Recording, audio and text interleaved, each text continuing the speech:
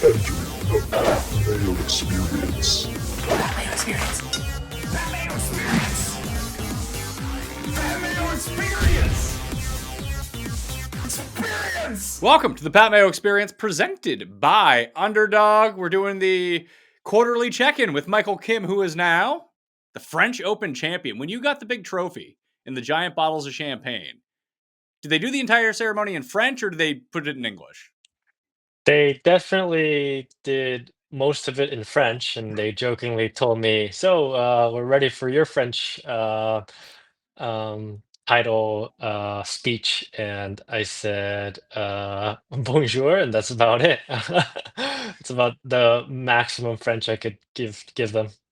When you were standing on 18 with that par putt that ended up winning but the tournament by one, did you know that was to win, or did you think that was going to be, hey, if I make this playoff at best, maybe I'll win? Like, did you know that, like, this is it if I hit this?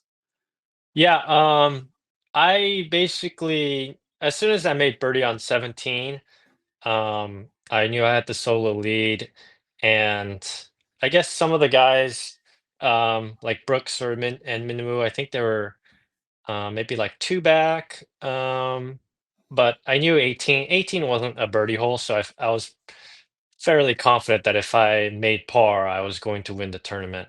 And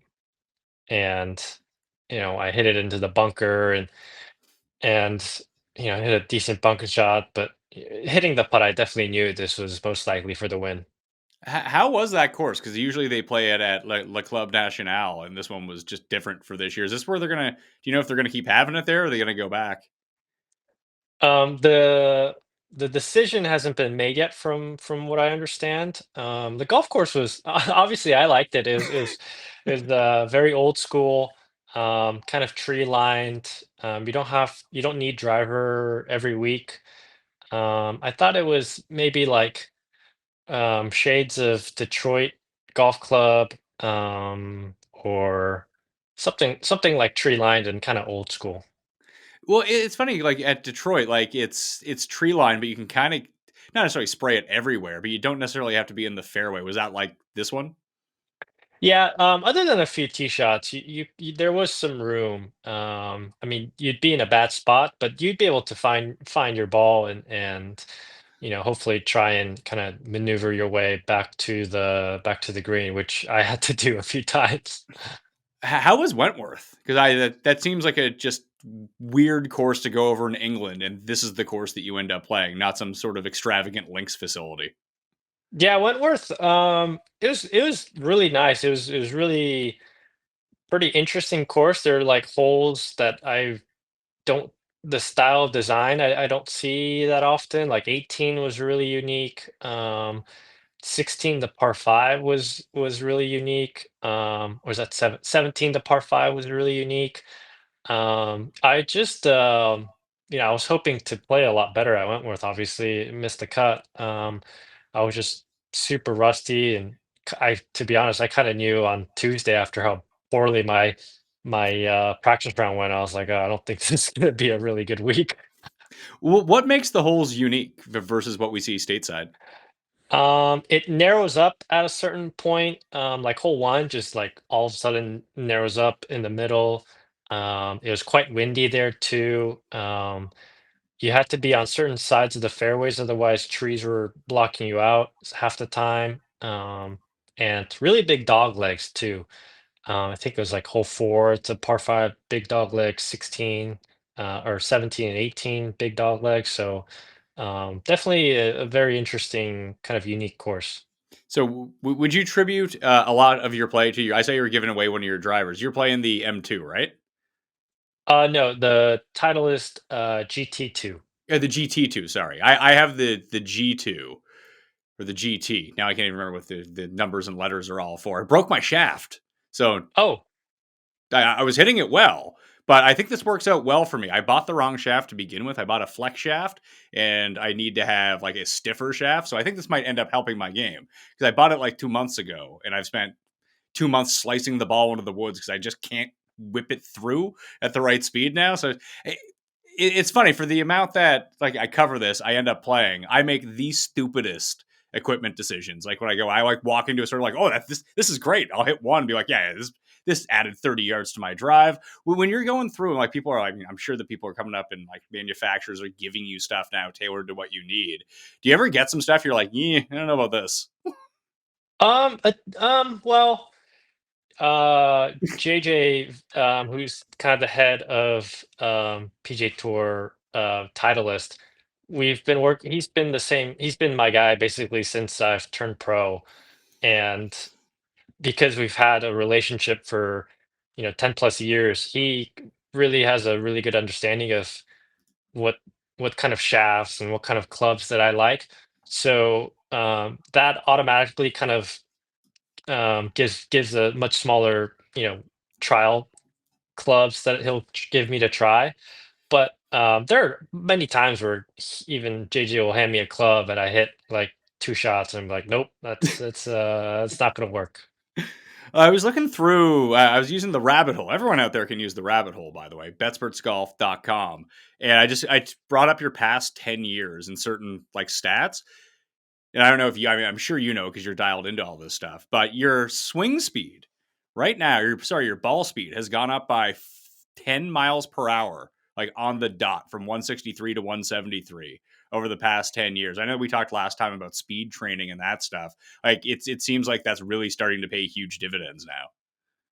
Yeah, when I first got on tour, I was really short. I guess 163 back then wasn't nearly as short as it would be right now, I would assume, because I felt like if you were over 180 my rookie year, that was like considered like, oh wow, like you're almost a long driver. Now now most of the field averages at 180.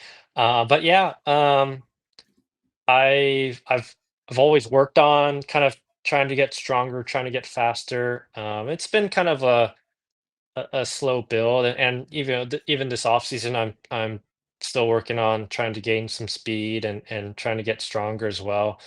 I've kind of come to the realization that I probably won't be the straightest driver on the PGA Tour, so I might as well try and get a little longer and see if that helps my stats. Yeah, the other thing to look at too, like year over year, I thought this was super interesting. Like your putting numbers were weirdly dictated. Like, I mean, I'll ask you how it like felt to be out there and what you thought was the difference. And it's funny to see it reflected in the data.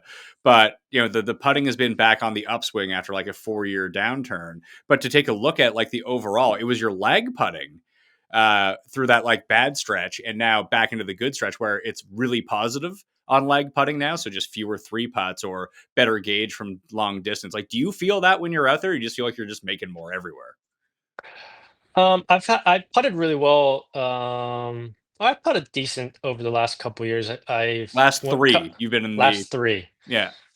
I would say like when I was playing my worst and also putting my worst, I was focusing so much on my full swing and my especially my driver that putting kind of went to the wayside where like if I'm putting for par and bogey all the time, like what good it's like it's not gonna do me much good.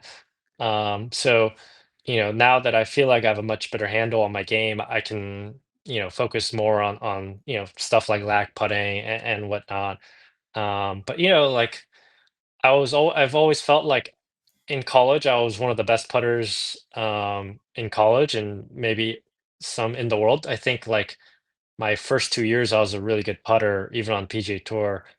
So I've always felt like I was my putting is the skill is there. I just hadn't tapped into it as much, and still trying to get back to the form that I had those first few years on tour. Well, I mean, stats are weird like that. Like I've really noticed like there's an inverse correlation between some numbers. Like if you are a really big hitter, sometimes that the need is like, your strokes gained approach isn't going to be as good because you just technically have easier approach shots than everyone else because you're closer to the hole. Do you find that like when people will present stats to you and things like that, they're like, well, that's true, but it's not necessarily the entire story?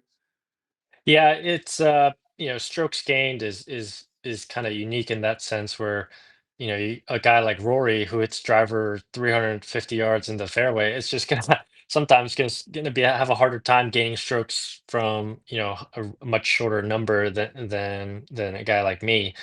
And it's weird, sometimes in golf you just ride that momentum half the time, and golf for a little bit feels much easier, and you're like, man, like, I missed the green, I just get up and down, it's not too bad. And I birdie some par fives, I sign my scorecard, I shoot 68, and move on to the next day.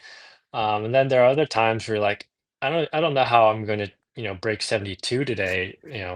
Every missed drive ends up in a bunker with a bad lie, and I have to like just barely get it out of the bunker, and I barely get it on the green from there, and I barely two putt for bogey, and you're like, how did I ever shoot, 68 or better? It's kind of weird that way sometimes. Well, I always like to try to break it down. Like strokes gained is a good metric, but it's not clearly. It has no intent to it a lot of the time. Like you just kind of said, like if you're kind of feeling it, and you know you're going to get it up and down. Like there's whatever it's a shaved off area, and you just think you just put everything to like spin it to an inch or something and go tap it in, regardless of whether you hit the green or not. I feel like you would get more aggressive on your approach shots, wouldn't you, to try to stick it near the pin?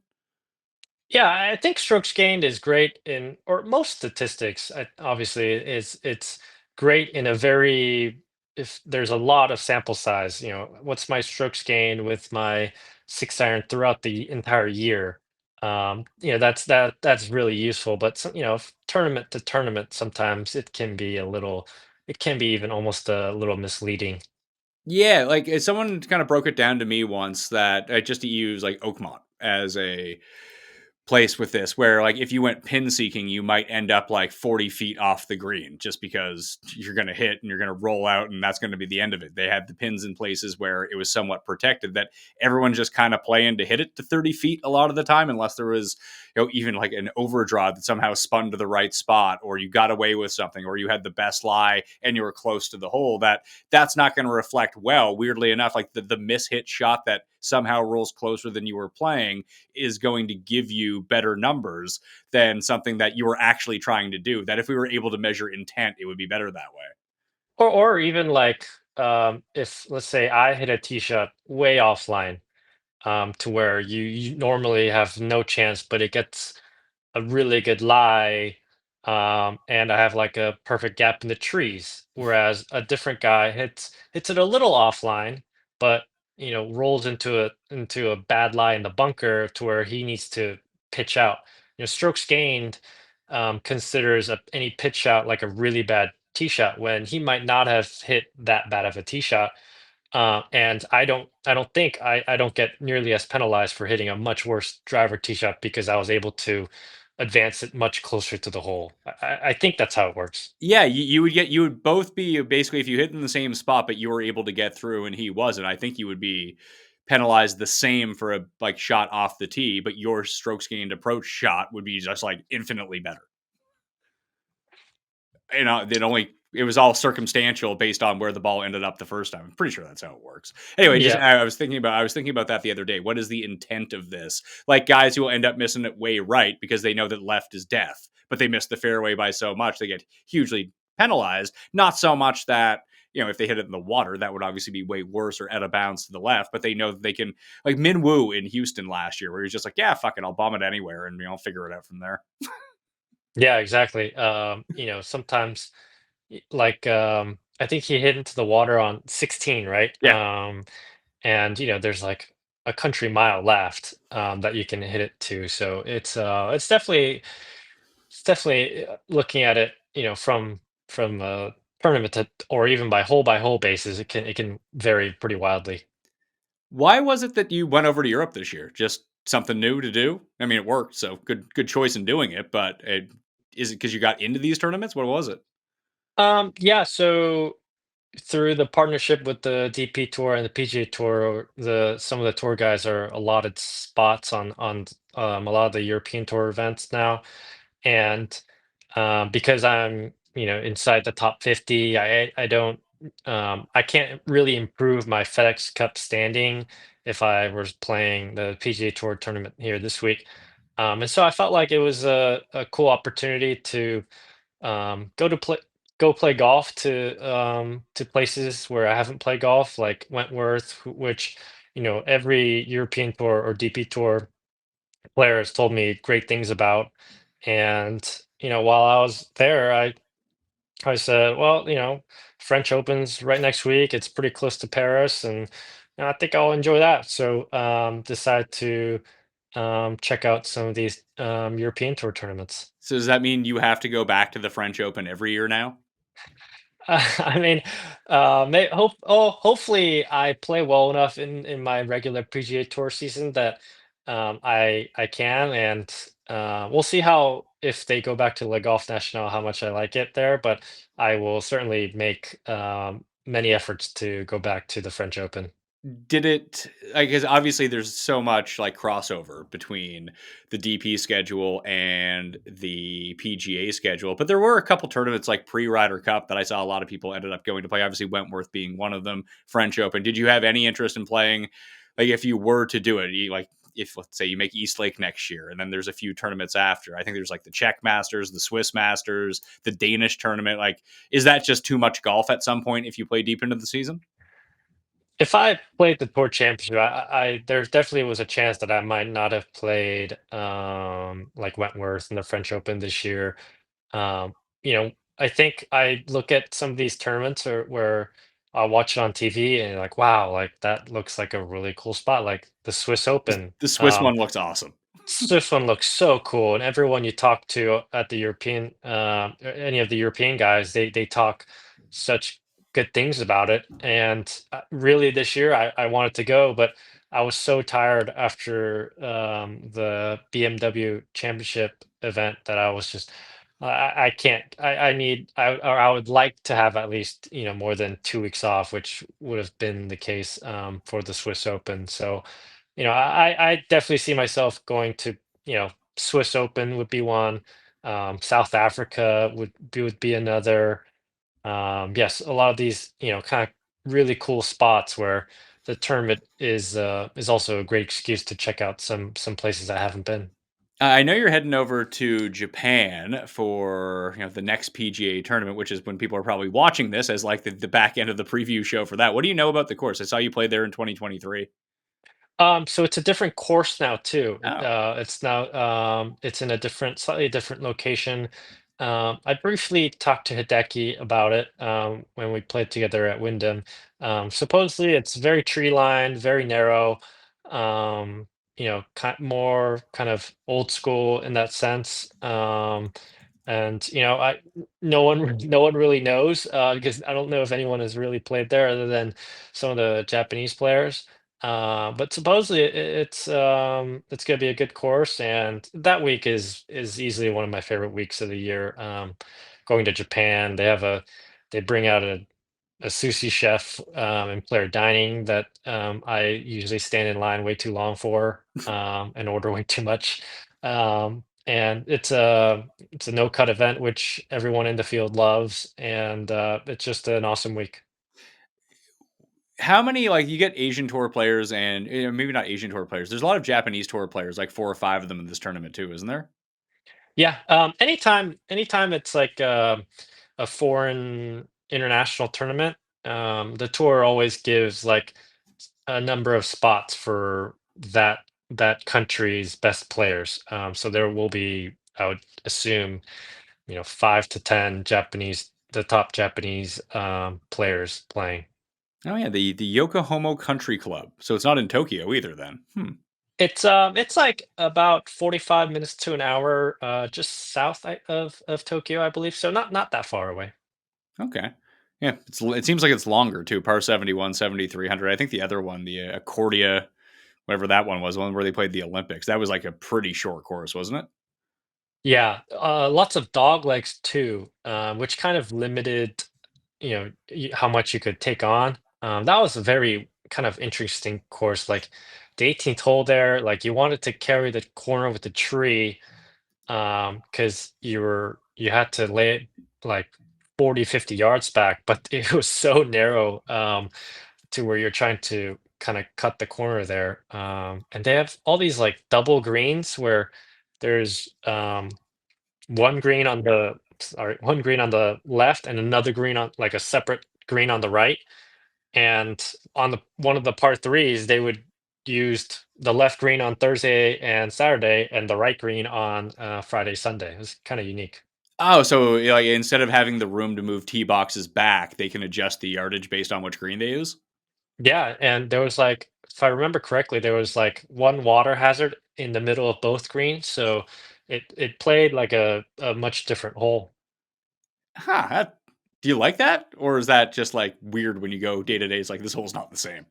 It is weird, but they kind of told us that they'd be doing this, so you'd have to check out both sides. I thought it was pretty cool. I think they do it more for like maintenance reasons, to where they can give one green kind of a bit of a break while the other gets some use. What do you? I'm going to play Black Desert. My wife and I are having another kid. That's in March. That's usually when I go on my big golf trip. Then I'm going to Black Desert. Now, obviously, they're playing the PGA Tour event there. I think in 2 weeks after this one. Did you go? You didn't play. You didn't play Japan last year, so you didn't go like Japan to Utah. Are a lot of people going to do that? Because that sounds awful. At the very least, there is 1 week off this time around. So there you can, you'll have a few days off. Black Desert, really cool place. You can even check out. It's a bit of a drive. It's about 45 minutes away, if I remember. But Zion National Park is fantastic. But the golf course, it's like the type of golf course where I'm not a big fan of. Like it's like desert kind of golf where you have fairway, and then outside the fairway, it's like who knows what could happen. You could lose your ball. You could be under a rock. It's just like really bad if you miss fairway. I prefer courses where they let you find it and hit the next one from where it ends up. There, like I hit it off a couple rocks. A couple clubs got dinged up because of it. It wasn't exactly my my style of course. The first time I played desert golf was at Summerlin, actually, like 10 years ago. And they came out and they were like, here's your desert club. It was like a 4-iron that you have to hit. I was like, what do you mean, like a separate club? Yeah, it playing where I've always played and the courses I've been to, it never registered for me that, oh no, you're gonna like destroy your clubs if you go play here all the time. Yeah, yeah. At least Summerlin, I've played decently well there. At least Summerlin, other than like a few holes, you have room at least on the other side. Like two, there's all desert right, but you have quite a bit of room left. But Black Desert, there's no bailout. I mean, the fairways itself are decently wide, but as soon as you miss the fairways, the ball is probably gone, and it's basically out of bounds. You have to remember, I don't know where the ball was going when I hit it. It's a problem. Yeah, yeah, it's even harder. It's even harder. At least us pros, but at least when we're playing well, we can kind of figure it out. But yeah, that course isn't for me. Yeah, you can at least shape it to the side where there's not the desert. And you're like, oh, I'll be in the rough over there. That's okay. What can you tell me about El Cardinal? I actually walked that course when I was in Cabo. It seemed really cool, like really open. Is that like what your Really experience was open. there? That's more my type of golf course. Um, I joke that the first hole there, you could spin me around blindfolded, and you give me a club, and I think I can hit the fairway there. That place, the fairways are just so massively wide, and a lot of the greens kind of bowl or feed into other areas. I really enjoy it, and I probably would have played, but I'm playing the Abu Dhabi event, and for the DP tour now, so I'll skip that one this year. But I very much enjoy that tournament. Now that I'm old, I've had to come to the fact that I just don't bounce back the way that I used to. I don't wake up in the morning feeling normal. And now that football season has started, that is absolutely unacceptable. I got work to do in the morning, and I got kids that are waking up. It's no good. But that isn't a problem anymore because I found ZBiotics Pre-Alcohol. The ZBiotics pre-alcohol probiotic drink is the world's first genetically engineered probiotic, invented by PhD scientists to tackle the rough mornings after drinking. Here's how it works. When you drink, alcohol gets converted into a toxic byproduct in the gut. It's a buildup of this byproduct, not dehydration, that's to blame for the rough days after drinking. Pre-alcohol produces an enzyme to break this byproduct down. Just remember to make pre-alcohol the first drink of your night. Drink responsibly, and you'll feel the best tomorrow. Go to zbiotics.com/PatMayo to learn more and get 15% off your first order when you use PatMayo at checkout. ZBiotics is backed with a 100% money-back guarantee, so if you're unsatisfied for any reason, they'll refund you your money, no questions asked. Remember to head to zbiotics.com/PatMayo and use the code PatMayo at checkout for 15% off. For over a century, Johnny Walker has shared its bold spirit with the game of golf. Now, crafted with Devereaux Golf, Johnny Walker introduces the Johnny Walker Blue Label-inspired Sunday Golf Bag, elevating the game with sleek design, blue label hues, and refined gold accents. Celebrate your hole-in-one with a premium Sunday bag crafted by Devereaux Golf. Submit proof of your achievement to johnnywalker.com/blue-in-1. Please drink responsibly. This show is sponsored by BetterHelp. Did you know that October 10th is World Mental Health Day? And this year, BetterHelp is shining the spotlight on therapists, people who truly make the world a better place. BetterHelp has quality therapists working according to a strict code of conduct and are fully licensed in the United States. With over 30,000 therapists, BetterHelp is the world's largest online therapy platform, having served over 5 million people globally, and it works. With an average rating of 4.9 out of 5 for live session based on over 1.7 million client reviews. This World Mental Health Day, we're celebrating the therapists who have helped millions of people take a step forward. If you're ready to find the right therapist for you, BetterHelp can help you start that journey. Our listeners get 10% off their first month at betterhelp.com/PatMayo. That's BetterHelp, HELP.com/PatMayo. So what do you have to do? Do you know in the Abu Dhabi tournament to get into, there's the one the next week, the Tour Championship, isn't there?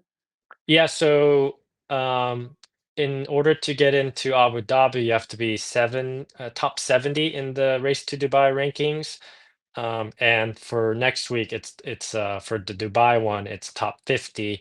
I'm currently 35th, I think, after the French Open win, and I'll be kind of knocked down since I won't play the next few tournaments. But I assume I'll be maybe like 50th by the time Abu Dhabi gets here, and I'll have to play a little. I have to play okay to advance to the next one in Dubai. Have you played in the Middle East before? I've not only have I never played, I've never been, which is I'm pretty excited to check out Abu Dhabi. Kind of watching, guys like Tiger and Rory play those tournaments each year. It's definitely one of the places I've wanted to check out, and pretty excited to go this year. And is that the back-to-back week? So if you do qualify for the Tour Championship, that's in Dubai, right? Correct. It's like early to mid-November, and hopefully I'll be finishing the year out at Dubai. To see, that'd be nice. And maybe you get an invite to the Hero too. Who knows? Now that would be fantastic. Where is that still in like Bahamas? Yeah, I'm pretty sure. I'm pretty sure it is. Yeah. I think they go basically straight off of world rankings. So, maybe some couple more good weeks, and I'll be able to play that one too. Well, just thinking about we basically talked this time last year when we first ended up doing the show. Now you're up to 31st in the world. That's going to get you into the Masters automatically. I would guess that you can't fall 19 spots in the course of 4 months when no one's really playing golf, right? Fingers crossed. I certainly hope so. I'm looking forward to not be on kind of nice edge of 2 weeks before trying to figure out if I'm in on playing the Masters or not. Hopefully, I have a bit more time to plan it out this time around. Well, how different is this for you? Like you're picking and choosing your schedule. You're trying to get to the DP World Tour Championship. You need to play like one event and play pretty well in it just to get enough points, and then boom, you're playing for huge money, huge world ranking points. These strong fields. You don't have to worry about qualifying for signature events next year. You're in some of the majors. Like how different is this than at any other point over the past 10 years? No, it's awesome. But it's also like, golf does an awesome job. The tour and the schedule does an awesome job. There's always like a new carrot dangling. There's always a new carrot. Like last year, it's like I want to be top 50 to play in the signature events, all of them for next year. And now, after watching the US lose at the Ryder Cup, it's like, wow, I really want to play. I've obviously wanted to play before, but now I feel like I'm in a spot with my game to where I can actually contend to, try and be on one of those teams. So, next year trying to make the President's Cup is an absolute carrot that's in front of me that I really want to make. I would finish 31st, so the Tour Championship is the kind of the next carrot for me, and it's awesome that I've kind of moved along this much in my pro career, and hopefully I keep it going. Did Victor know what he did to you when he made that birdie on the 72nd hole? So I haven't asked him about that yet. Now that you mentioned it, I'll definitely have to ask him. I personally knew that if he made this, that it was most likely going to knock me off. Um, Whether he knew, I doubt that he knew at the time. I only knew because I checked the projected standings on 18T, and I knew how close it was. So that's why I knew when he made the putt. I doubt that um, he knew. Although I think my caddy told Shay while Victor was hitting the putt, like, "Hey, like, if your boy makes this, we're out of the tour championship." I think Shay might have told Victor after he made it, while I was putting out my 3 footer for par, that like, yeah, you knocked Michael out. Because he in the handshake, it wasn't like his kind of normal like cheerful self. It was kind of like like, sorry, but nice playing with you. Yeah, I'm trying to make birdie here. Sorry. Yeah, yeah. Well, that's a bummer. You get there next year. It's gonna be fine. I mean, I saw you in Memphis when you were playing the practice round.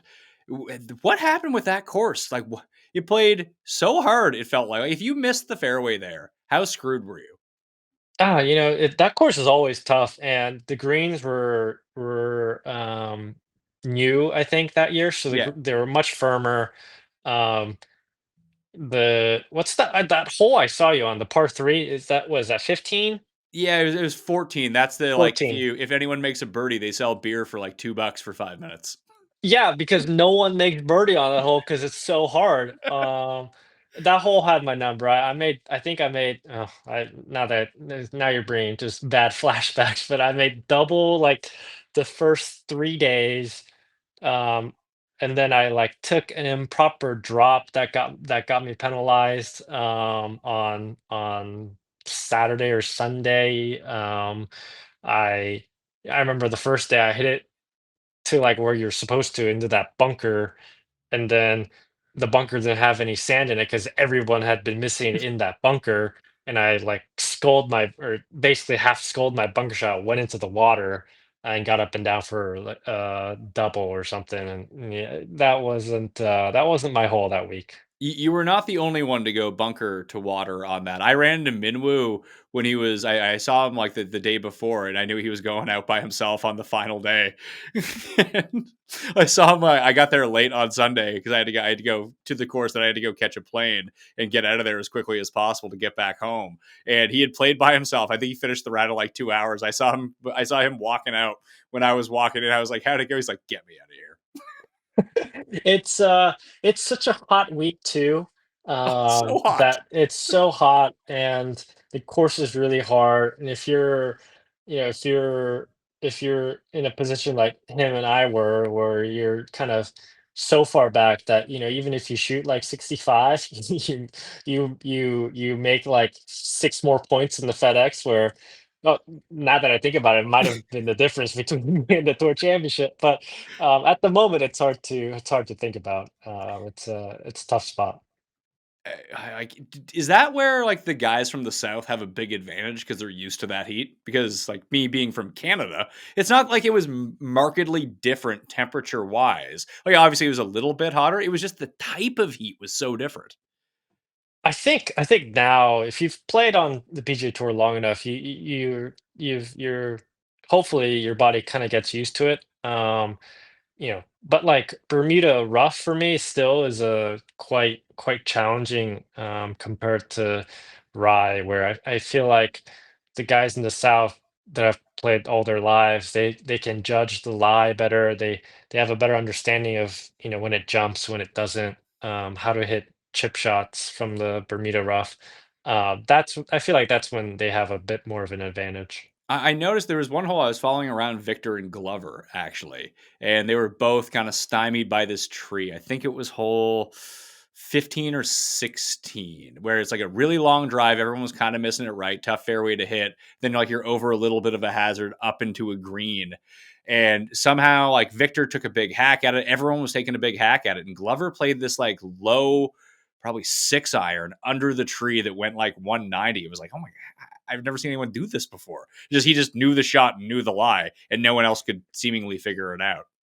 Yeah, yeah. Sometimes like if you're in someone's divot in Bermuda rough, actually kind of helps out because you have better access to the ball and you don't get like the crazy jumper. Um, I remember like Ryan Fox hit it. Not that he's from the South, but I just remember the shot on 16 where he hit it in the left rough and he had like 240, but he had a good enough lie where he hit his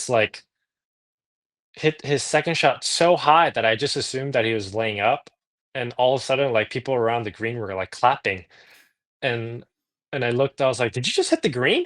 He goes, "Yeah, I just hit my 6 iron as high and as hard as I possibly could, and it came off like a rocket." So Bermuda rough is just super tricky, man. It's all these jumpers and whatnot. It's really challenging. Yeah, I was actually looking. I was going through the rabbit hole again, just trying to see like over the past. Was it what do I have it set to? I think it's past 2 years. Like yeah, you can kind of tell like your Florida style splits actually aren't bad because you played well in Florida, but like anything West Coast, you are like a stroke better per round than anywhere else. Sounds about right. I guess the France, where Florida's yeah, the Florida swing, it's changed a little bit now because they've just overseeded so much of the courses now. Like Bay Hill is overseeded. PGA National, I feel like one of the reasons why I played well there this year compared to years prior is that it's just overseeded. So I just feel much more comfortable now. But yeah, I'm from the West Coast, so maybe I just need to stay west of Texas or something. did they tell you what they're doing with the plantation course? Because I saw the Tournament of Champions isn't going to be there. Are they just like canceling the Tournament of Champions now? Yeah, I think it's still going to happen. It just they're trying to figure out where the best spot is. I mean, I've heard like all I hear is just rumors of like it might be in Florida, it might be at Vegas, it might be in California. No one really, maybe some do, but I don't know exactly where we're going to be, which is a bummer. Starting the year at Kapalua is like one of the coolest things you could do. Everyone's like so relaxed. There's like excited about the year.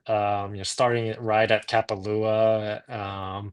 So it's definitely a bummer that the year I finished top 50, we're not going there, but hopefully they can figure out a good spot. Well, it kind of screws the Sony Open too, doesn't it? Because at least like a handful, like 10 to 15 guys, usually hung around to play in that tournament. If it's not going to be in Hawaii, I imagine none of the top 50 players from the year before will play in the Sony. Like for sure. I've heard like some rumors of it might even be in Florida, and like who's going to? I love the Sony Open tournament. I play it every year, and I absolutely would have played it this year after Kapalua. But like, who's willing to? If you were finished top 50 last year, going from Florida, it's like legitimately like 11 hours to try and get to Hawaii. I mean, you could go to Paris way faster than Hawaii. So it's you're right. It's definitely not going to be good for the Sony Open field unless they find somewhere in Hawaii or in maybe in California. I mean, I think the Sony Open, like the now that the Heritage is a signature event, it's ruined the Heritage for me, and for reasons I like to see the entire field with a cut line play Heritage. I feel like it's a tournament where anyone can kind of beat anyone if they're playing well that week. I kind of feel the same way about Waialae. There's something about that tournament that maybe it's because it's the second one of the year. It's the first full field event of the year. It feels like golf is actually back. I know most people don't feel that way until Phoenix or Farmers or whatever, Pebble Beach. But for Sony, like I love that tournament so much that I like to see some of the big names go there and like have to duke it out with guys just coming up from the Corn Ferry Tour. It's a lot of fun. Yeah, you can see who took their offseason super seriously, who's clearly rusty. Um, that course is short, and you don't have to hit driver everywhere, but you still need to step up and hit some really good tee shots and second shots. The fairways are usually baked out, so the ball just runs. So you need to be pretty precise with it all. And it's just in Hawaii, so at the start of the year, everyone's just super excited about the year, and they have all these hopes and dreams of the year. And then like Friday afternoon comes around, and you see like guys on their like knees, like what did I, this like I played terrible again or something like that. What are what's the Port Royal course like in Bermuda? That's a super short one, isn't it? Very short. It's just really, really windy. Like there's this par four, the 11th hole. It's like maybe 440, I'm gonna guess down, but it's straight downhill, straight downwind. And if you hit a good tee shot, like you're within like, I don't know, 50 yards of the green. And then the next hole is like 380, but it's straight uphill and straight into the wind. And you rip a driver, and I think sometimes you have like 8 or 7 iron, and the hole itself is really short. So it's a lot of undulations and but with really strong winds.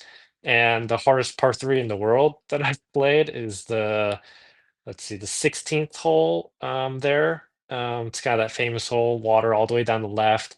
The wind's like howling into you off the left.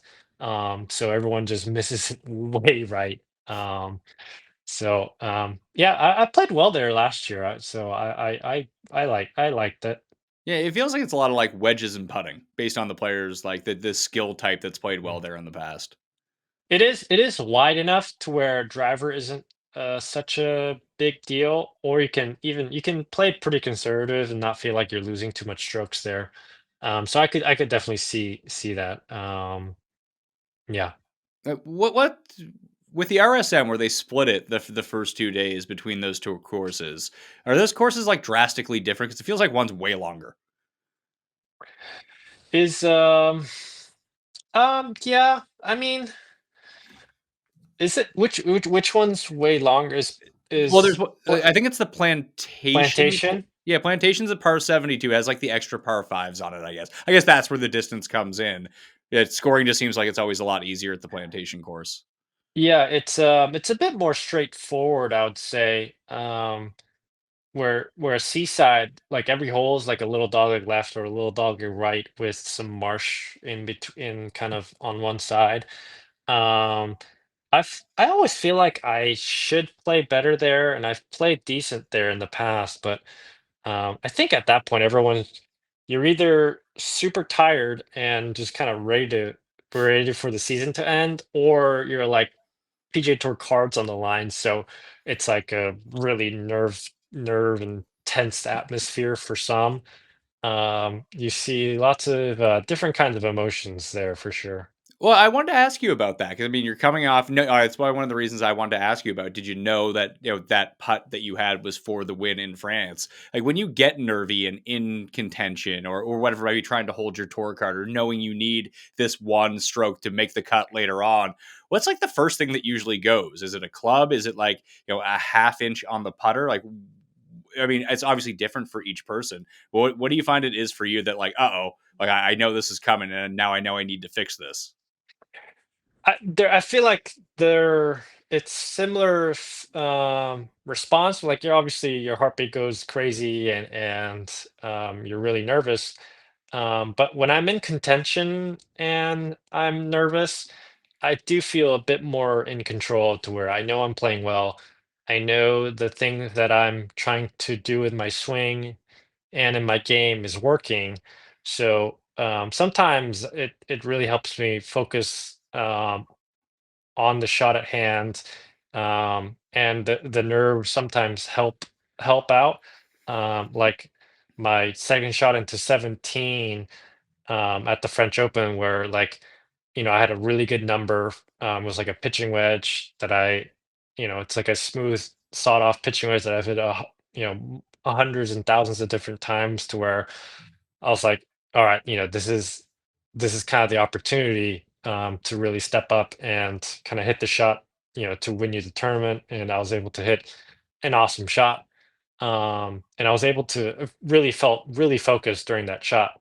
But other times where you're like, you know, where you're about to miss the cut, and you need like a couple good holes to make the cut, but your game's not in a great shape. Like I am playing the last hole, let's say if you need birdie, like those times I almost feel way worse than I do playing the last couple holes of a tournament that I might win, just because things are probably not working very well. I'm like throwing things at the wall, seeing what sticks, and I might be way more nervous during like a tournament I'm contending in, but I'm way more like anxious about, how is my swing?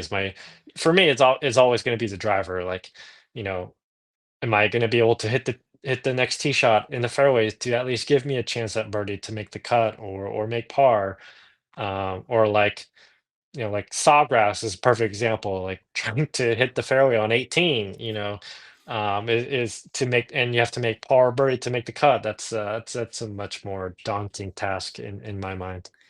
Do you wear a whoop and track your heart rate during the rounds?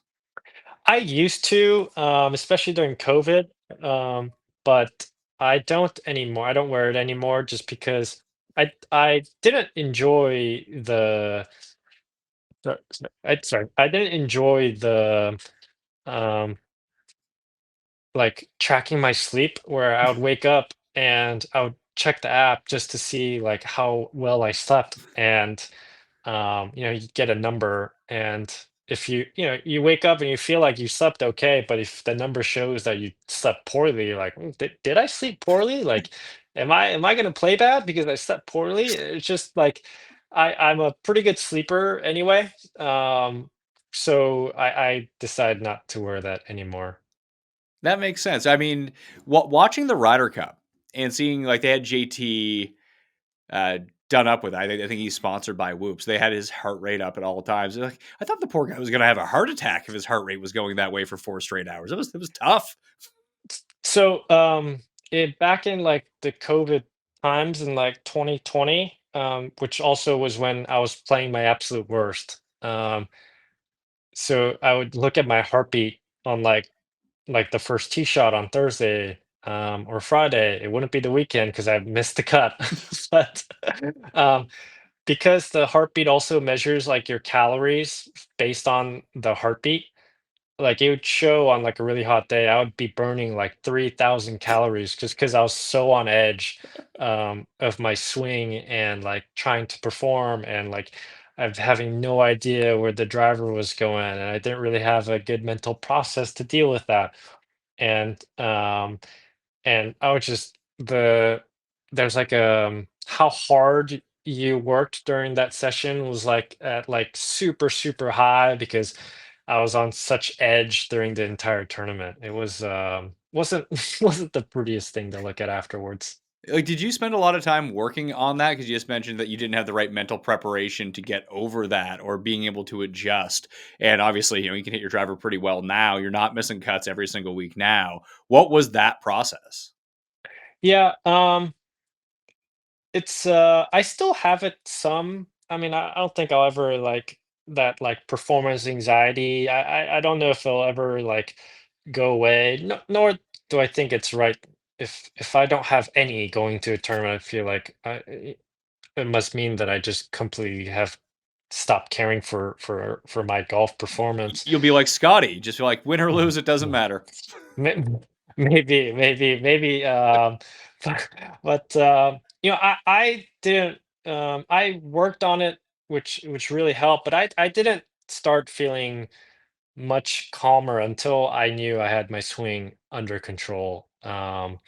And through my work with Sean, to where it I could try and like do all these breathing stuff, this mindful stuff, meditation. I could do all that, but if the golf ball's going completely sideways, it wasn't gonna do me it was gonna be better, but it wasn't gonna really just knock it down by a bunch. And it wasn't until where um I started seeing the ball go much straighter to where I started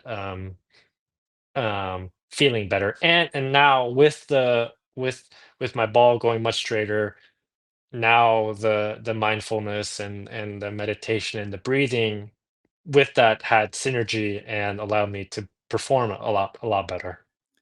How early do you show up to the course? Uh, Gen- before before a tournament round, it's usually like 2 hours, 15 minutes before. what's the split between like range and putting or stretching? Um, so I generally eat before I do anything, so I'll have like a quick breakfast or lunch or whatever it is. And then I go to either I see my physio or I go to the gym and do like a quick 15-minute warm up. And then about an hour or 55 minutes before my round, kind of depending on how hot it is. If it was as hot as like Memphis was, it's probably like closer to 45 minutes, just because you get warmed up so quickly. You don't have to hit that many golf balls. But at 55 minutes, I'll putt for 10, and I'll chip for another 10 to 15, go to the range, and then come back, hit a few more putts, and then I'm off. I'm off. You said it wasn't that big of a deal for like if you're playing on tour for a while, like dealing with that heat. I was watching the Alfred Dunhill, and does it work the other way? Like if you're not used to playing in cold or wet conditions, like really cold conditions, like does that screw? Like I mean, you're from the West Coast. I doubt it gets as cold as it does where I'm at, or as it does in Scotland, something like that. Is it harder going from hot to cold than cold to hot? Yeah, it's a good question. I do believe maybe more so than cold is it's the rain. It's like how comfortable can you be playing in a rain jacket or rain suit, because of itself can be weird. Um, can you like sometimes where like the water on the club gets it into the perfect spot where you feel like you made a really good swing and the ball just kind of behaves in a really different way, where it kind of knuckles and just kind of goes really wild. um, I like to think that sometimes it's the ball and not 100% me hitting those shots too. um, but yeah, it can be really tricky. Like I remember hearing from Sean that in the summer, like a month before the British Open in Florida, Tiger would hit balls in his rain jacket to see how his swing would react. And this is like when it's in June in Florida and it's like 100 degrees and humid, where he'd be sweating like crazy, but he'd be hitting balls in a rain jacket to see what he needed to do with his swing for the ball to go much straighter. Have you used many of those? We talked about air miles last, or just like credit card points last time. Have you been cashing those in, or can you expense all of that because you're technically an independent contractor? Yeah, so I don't use points for like the travel I'm going for tournaments, because those are business expense that I can take off from my tax payment and But whatnot. But if you went to a course and played a round of golf as like practice, couldn't you then do that? I it's everything goes until you get audited. Once you get, they just, if you could, I could say a beautiful watch is a business expense and just go that route too. But You have to wear it on TV if that's going to be the. I learned that one the hard way about what I can gotcha. expense and what I can't expense. That if they can see it like on the show on TV, you're playing in it in a tournament round. You might be, depending on the creativity of your accountant, you might be able to fudge that. Gotcha. Like most now, my CPA, if he's listening, he's gonna say no, no, no. But from my experience, you can do not that I do, I'm by the book. But you can. I hear about things where guys just throw weird stuff as business expense, and as long as you don't get audited and you get cleared, it's okay. You won't get penalized for it, and technically it worked. But once you get audited, then you're really screwed because you have to pay the penalties on top of that. So I mean, you can get creative in that if you choose, but the more creative you get, it's probably you're dancing around that line. When I first started, I had like the most crooked accountant in the world. I didn't realize that until later, and I had to switch accountants. But he basically told me, he's like, "Look, it's like just keep some money in reserve because even if you get audited, you'll always end up paying less than you actually owe. Because if it's a bigger sum of money, then they'll take like 60% of the money and call it square. It's the people that can't like have saved nothing to pay that off." He's like, "In the long run, you're gonna come out ahead." I was like, "Okay, let's do that." Turned out that was not a It's, great idea. it's certainly one way to look at it. I don't think I'll be partaking in that. When I was 22, I was like, that sounds like a great idea. It does sound like a great idea if it ends up working. Yeah, it didn't. Yeah, don't do that. Were you glued to the TV watching the Ryder Cup, or did you like tap out on Saturday and be like, I can't watch this anymore? I was really Ryder Cup's one of those events that I make sure to watch. It's not that many anymore that I make sure to watch golf wise, but I was really watching Friday morning. Watched. Well, I was also waking up like super early because I was still dealing with the time change from France and whatnot. So I was watching it Thursday morning or Friday morning, a little bit Saturday morning. I didn't watch any Saturday afternoon. And then I went to practice, came back on Sunday, and I was like, we'll see. I'll turn it on for like 10 minutes, see what happens. And then at that time, like within 5 minutes, I think Justin Thomas or Cam Young made his putt. Justin Thomas made this putt. And then at that point I was glued, rooting hard. Yeah, if Bryson had just come up a little bit longer on his second shot on 18, it felt like it may have. If Bryson was able to finish out with that birdie and come back and win that match, it felt like maybe it was going to be like the full swing with it. But I think it's easy to point to like why things went right, why things went wrong, decision making. But over a 3-day tournament, isn't a lot of it just random? Yeah, I mean, you think, but Europe being the only guys to have ever won an away Ryder Cup within however maybe like 30 years or however long it's been. Hearing I spent a decent amount of time with Luke Donald a few days ago. Just we had an outing together, and just hearing the level of detail that he tries to put into and some of his thoughts and things where I remember talking to him a year before, and he was so trying to think about like the messaging and what the team room, the detail that he went into. I think it's just hard to do it for Keegan, especially when he was trying to play his way on. He was trying to play well himself. So it was just going to be a tough job for him regardless. Do you think he should have taken himself? Because I was always under the impression that if it was me, not that like, oh, I'm the captain, I'm going to pick myself and go play, is that at least the burden falls on your shoulders and you had something to do with it. That like if it's you, being the captain of 12 guys and like one guy plays poorly or you make the wrong decision. At least if you make the wrong decision with you on the team, you have a chance to like, play your way out of it and try to win that way. That was always my thought on it, but everyone seemed to be like, nah, you can't do both. It would be too hard.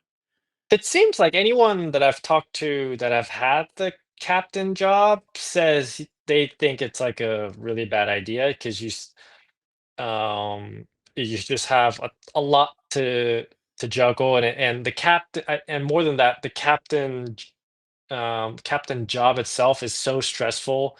Um, you're not, you're getting almost, Luke was telling me he wakes up in the middle of the night, thinking about stuff and all these decisions that you have to weigh. Just the overall like mental stress of the week as a captain is even higher than as a player. At least it was for Luke and some of the other captains I talked to. So, they've done it and I haven't. So I kind of go with their thinking that it's probably not the best idea, um, trying to do both. I might be way off base here, and if I am, tell me that I'm just wrong about this. But I wrote it before the tournament. I ended up betting Europe because it seemed to make the most sense to me. With when they told us the way that they were setting up that course, shortening it a bit, really trimming down the rough, making it like very playable out of the rough. Which, honestly, at Bethpage, that's kind of the whole thing about that course is how hard it is. That they made the course easier. Now Europe goes out and makes all these putts the first 2 days, and maybe that's really what the difference ended up being. But even if you took a look at like the 7 longest drivers in the Ryder Cup, or actually I think it's 8, the 6 of the top 8 were European. They were all just mashers off the. It's like they set up the course for the American team 5 years ago, not the American team that they had. Yeah, I don't know exactly kind of what the thinking or rationale was trying to make the course easier. It does seem um, like to me, I look at, I'm not blaming it on Scotty, but like the fact that the number one player and the best player in the world had such a bad record to me, and you just need your horses to really get you many points, and it's just an easy setup like that where the shot quality just isn't as important, and it's a bit more of an iron and putting contest probably doesn't suit Scotty's game as much. Is, I See, guess, kind of the theory. that was my theory on the whole thing. Like the harder the course, the better Scotty's going to play. Like that really shows his skill level versus everyone. And even when you get to the back end, like I know Griffin ended up beating Rasmus, but like if you make that course tighter and super tough out of the rough, like that's a huge advantage for someone like Ben Griffin, Russell Henley, Morikawa, Harris English. Like it elevates those guys to where if you just make it a bombers contest, like the back end of that European team is like I'll bomb and gouge. Sure, why not? Yeah, it's to be honest though, but I don't know if it would have mattered a ton. Yeah. Like I think they were think Europe was going to win regardless. And it seems like the U.S. always crushes it in singles because it always feels like the U.S. crushes it there. But I think it could have been long rough. I think they would have still figured it out how to win. Well, maybe that's really the difference right there. That the U.S. does usually clean up in singles in a lot of these competitions. Like, is that the difference between the European team and the American team? Like, when you're growing up and you're golfing, like how much of your golf experiences outside of college is team golf? And even in college, is it really like team golf, or are you just a guy on a team and you're still just a solo? Really? Yeah, I mean, college golf is team golf, but you're playing your ball and you're just adding up the scores. I mean, that's not really it's not like it is in the Ryder Cup. It is like when I play the Zurich Classic with a partner, it is very like foursomes is very tricky. You've played your entire life playing your own ball the entire way, and like to not hit putts for like for like 8 holes straight, and then all of a sudden you have like a 50 footer up a ridge. Like it's that it's it can it's not like the shot itself might not be hard, but because you're just out of rhythm and you're just not used to it, it can be jarring in that sense. Or if you have like a, 6-footer downhill left to right slider all of a sudden for par that, your partner just left you with, it can be it's very tricky, and you're just never in rhythm, it feels like. Even if you're playing well, it just feels like you're never in your normal rhythm.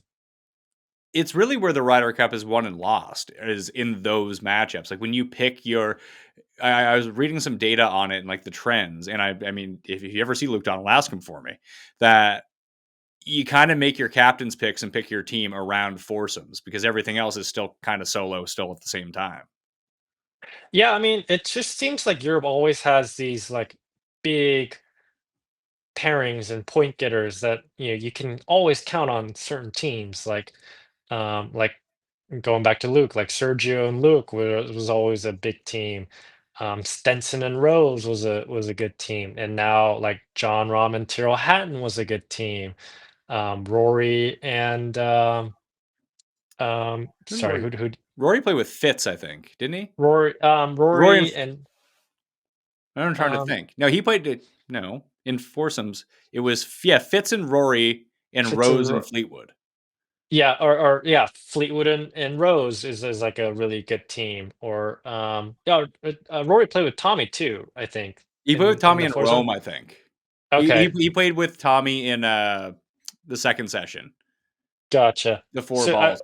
But like, I what just makes a good teammate though? Is like, is it a similar skill set, or is it just like getting along with someone and not getting mad at them when they hit a shit shot?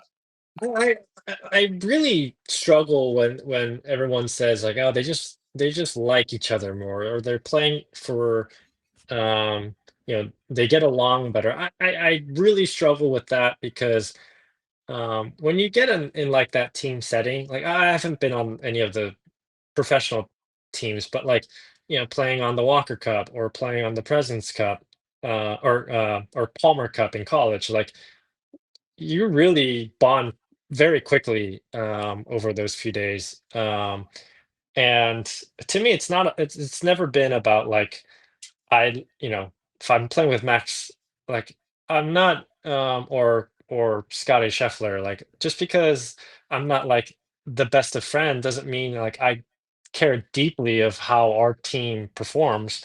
And sometimes I feel like in foursomes, it's more about pairing a good driver of a ball with a really good iron player, and it's not always about having same games, but how do they kind of work in unison um, at a specific golf course. If the odd guys has all the important driver holes, and the even guys has some important like iron shots on par 3. So I think it could be different course by course, but also kind of how their games fit together.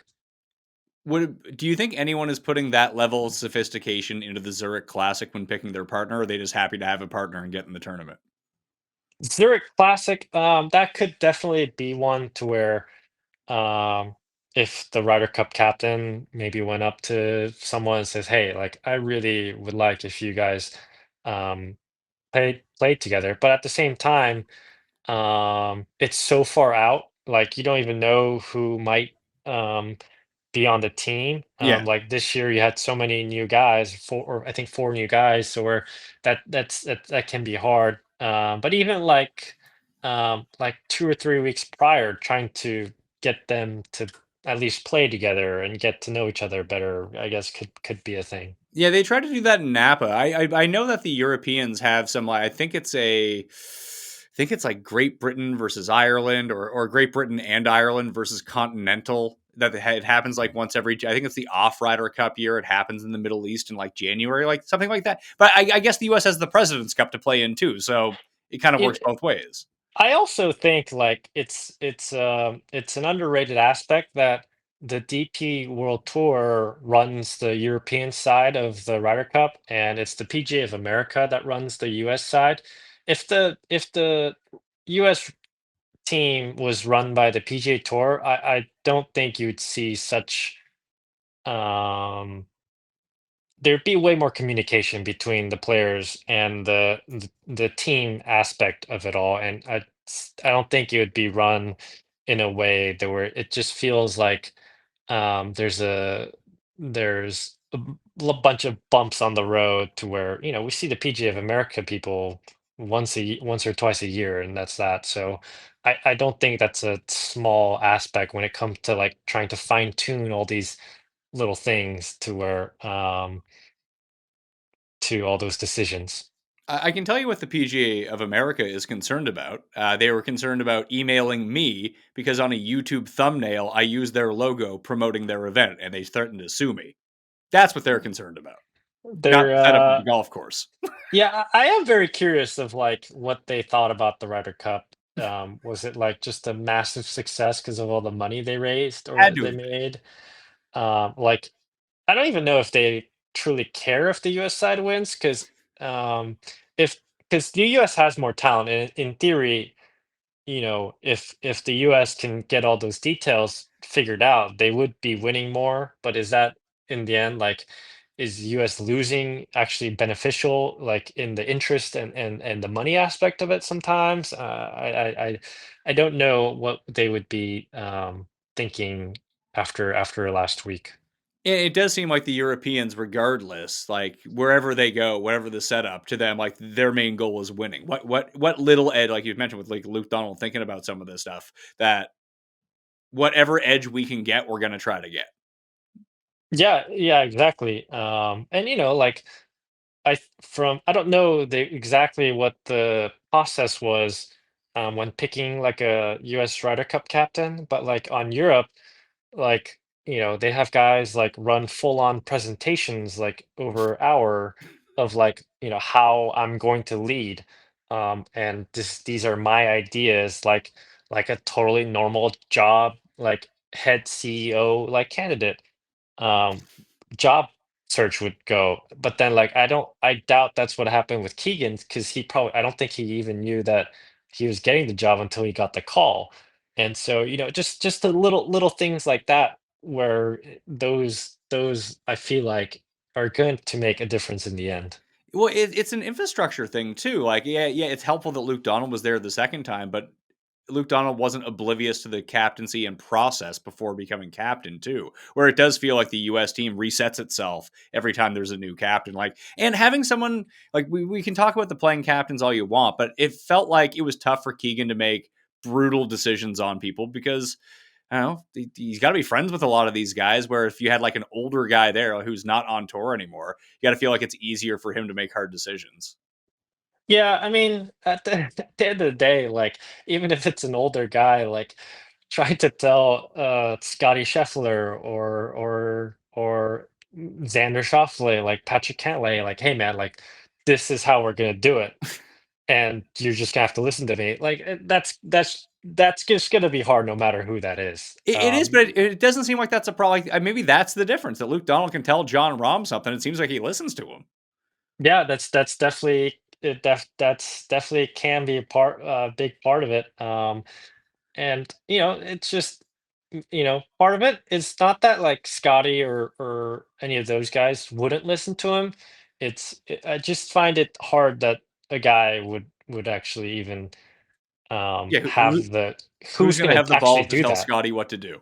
Yeah, yeah, Yeah, and like I don't know how interested Tiger is. Like maybe like Tiger would come up to him, be like, "Hey, Scotty, like." I don't even know what the decision would be. I feel like Scotty would be 100% on board, but just having like an open forum discussion about those kind of things would be probably a little different. well, it's weird too because it's not like Tiger was the best Ryder Cup player either, which is I shocking. I did see it's kind of funny like stat like the more experienced you are as a US player, stats wise, the worst performance curve you're on because Tiger and Phil just weigh those down so heavily with the experience and not doing well in Ryder Cups. I mean, it is a shame that we lost, like that we didn't get Phil to be the captain in New York. It would have been on and it's good for the Europeans that Luke Donald was able to stick around. But I was so looking forward to Phil versus Poulter in New York as the captains. It would have been awesome. 100%. And I also feel like going back to like kind of captains and vice captains and kind of having a bit of more of a linear, like a maybe like a lineage, if you I guess if you want to put it that way, to where um, I felt like the Rome loss was in such a shocking way that they kind of went away from what was, I felt like, trending from the Whistling Straits win and all that, to where, with the task force, to where, things were starting to maybe move along those lines, but the Rome loss, for whatever reason, looked so bad. The Netflix special probably didn't help, and all these things, to where they just went complete curveball it and decide maybe, Keegan was the right guy. Well, I'm airing this the week after the Bay Current, so hopefully you won that tournament by now, and congratulations on your 2 million bucks or whatever it is. So you got a lot of time to spend over in Asia before you end up hitting over the Middle East to play in that Abu Dhabi tournament. Do you like have you spent a lot of time vacationing over there since you've turned pro, or is this a chance for you to like kind of hit it up and be like, all right, now I'm just going to enjoy myself for a little bit? Um, yeah, a lot of people have asked me like what I've bought since I won. I don't I'm not like too much of a splurge guy, so I haven't bought anything um like totally special. But I'm going after Japan, since I'll be staying in Asia for the next 2 weeks after that, waiting for Abu Dhabi. So, that's when I'll be really vacationing, and eating a lot of really good Japanese and Korean food, probably, which is I can't wait for that, to be honest. Yeah, like, are you going to hit up a bunch of spots in Japan, go over to Korea, like kind of do a tour? Are you going to settle up in one place, do you think? In Korea, I'll just be in Seoul mostly, and in Japan too. I'll mostly be in Tokyo, but I'll be trying to find all the best food spots, best sushi spots, best Korean barbecue spots that I can find. Well, enjoy it. You earned yourself a year, man. Congratulations. Appreciate it. Thanks, Pat. Yeah, no problem. Good luck overseas, and we'll see you next time. Mayo experience. Experience.